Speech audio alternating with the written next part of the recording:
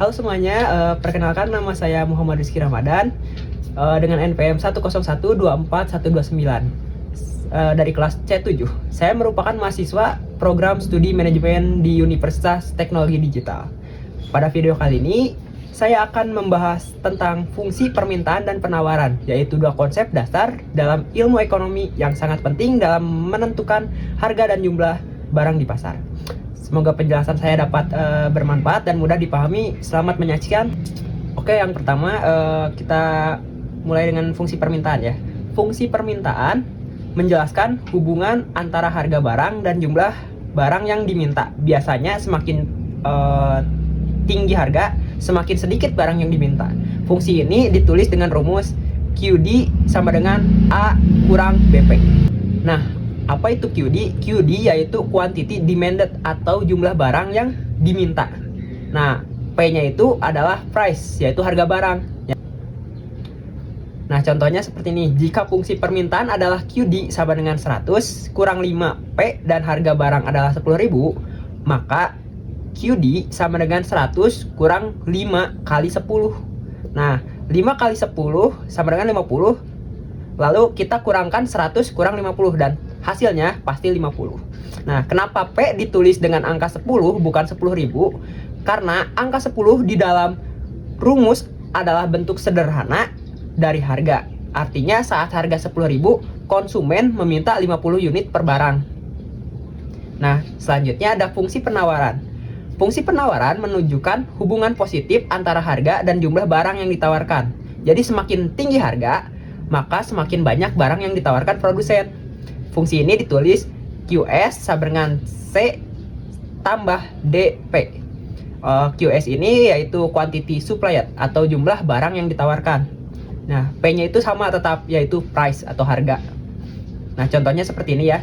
Jika fungsi penawaran adalah QS sama dengan 20 tambah 3P dan harga barang adalah 10.000, maka QS sama dengan 20 tambah 3 kali 10 sama dengan 50. Nah, kita kalikan dulu 3 kali 10, totalnya 30 dan ditambahkan 20 menjadi totalnya 50. Artinya produsen akan menawarkan 50 unit pada harga 10.000. Nah, selanjutnya lagi ada keseimbangan pasar. Nah, pasar mencapai keseimbangan ketika jumlah barang yang diminta sama dengan jumlah barang yang ditawarkan. Misalnya jika fungsi permintaannya QD-nya 100 kurang 5P dan fungsi penawarnya 20 tambah 3P, untuk mencari harga keseimbangan atau si P-nya kita samakan dulu QD sama dengan QS. Nah, berarti 100 kurang 5P sama dengan 20 tambah 3P. Nah, kita pindahkan semua suku yang mengandung P ke satu sisi. Jadi 100 kurang 20 sama dengan 5P tambah 3P. Nah, jadi totalnya 80 sama dengan 8P. Nah, nanti hasil P-nya itu kita pindahkan ke kiri dan kita bagi 80 bagi 8. Nah, jadi si P-nya itu bakal menjadi 10. Jadi harga keseimbangan adalah 10.000 dan jumlah keseimbangannya adalah 50 unit. Nah, contoh soal berikutnya seperti ini ya. Diketahui fungsi permintaan dan penawaran suatu barang. Fungsi permintaannya QD sama dengan 120 kurang 4P dan fungsi penawarannya QS 30 tambah 2P. Nah, pertanyaannya tentukan harga keseimbangan dan jumlah keseimbangan. Nah, jawabannya seperti ini. Nomor 1 itu samakan dulu fungsi permintaan dan penawaran. Jadi QD sama dengan QS atau 120 kurang 4P sama dengan 30 tambah 2P. Kita pindahkan lagi si P-nya ke sebelah kanan. Jadi 120 kurang 30 sama dengan 2P tambah 4P. Jadi totalnya 90 sama dengan 6P. Nah, si P-nya itu nanti kita pindahkan ke kiri.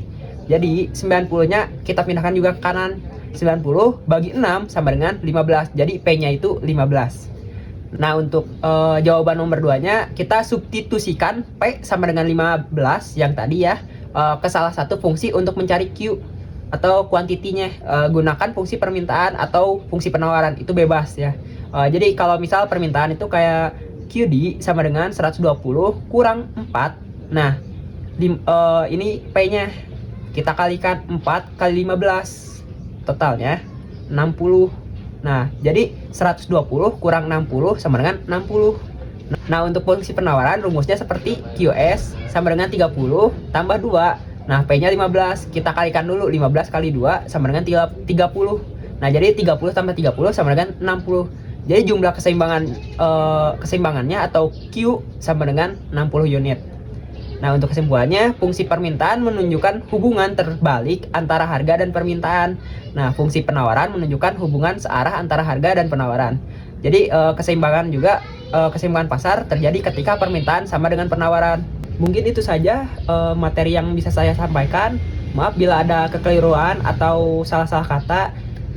Terima kasih telah menonton. Wassalamualaikum warahmatullahi wabarakatuh.